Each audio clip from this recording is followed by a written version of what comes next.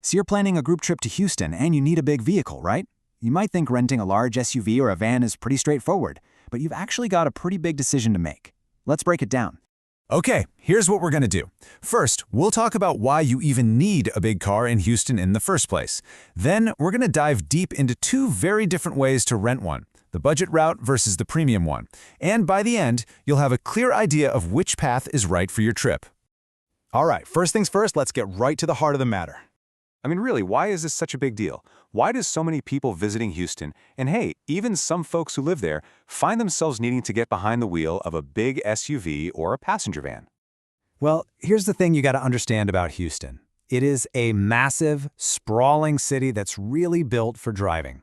If you're trying to get around with family or a bunch of friends or you've got a ton of luggage, a bigger vehicle isn't just a nice to have. It's pretty much a necessity.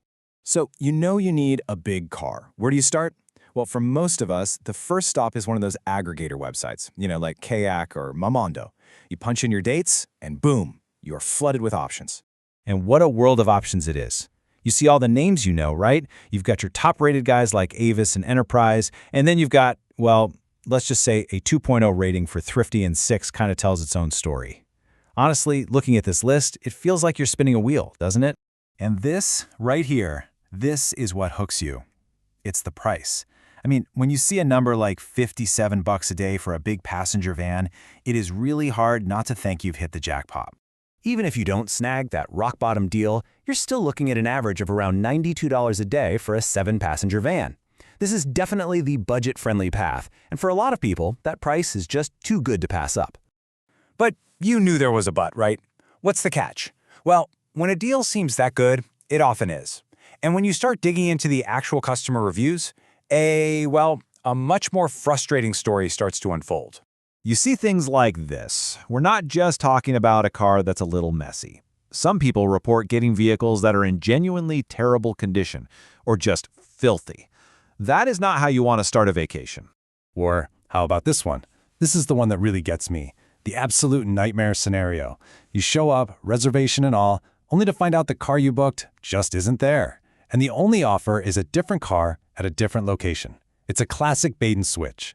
And to top it all off, there's the customer service, or, the lack thereof.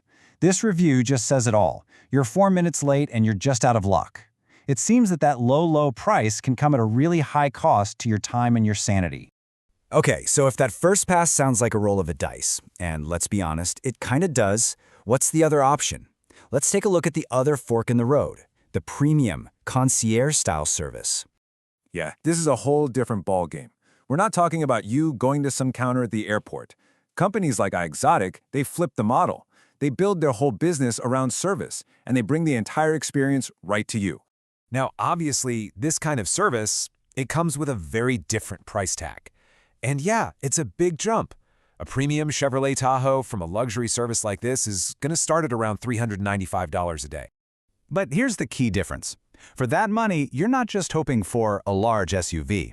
No, you are guaranteed to get this specific high-performance vehicle.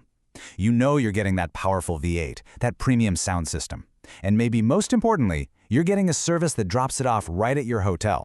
And just listen to the difference in the customer reviews. It's night and day, right? You see words like super smooth, spotless, perfect condition.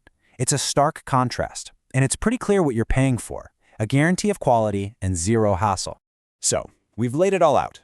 2 paths, 2 totally different experiences with 2 very different price tags. So, how on earth do you choose which one is for you? When you strip it all away, it really comes down to one simple question. What's your priority? The aggregator path is all about one thing, getting the lowest possible price, even if that means you have to deal with some variability. The luxury path, on the other hand, is laser-focused on the experience, making sure everything is seamless and high quality. Let's put it in a really simple decision matrix. If your wallet is the absolute king and you've got some wiggle room in your plans if things go wrong, the aggregator path has prices you just can't beat. But if your trip is for a big corporate event, a special occasion, or you just want a family vacation with zero stress, the luxury path pays a premium to eliminate all those risks. So, at the end of the day, the choice really comes down to what you value more. There's no single right answer for everyone, but the most important thing is to go into it with your eyes wide open, knowing exactly what you're trading for that cheaper price, and deciding if that's a gamble you're willing to take.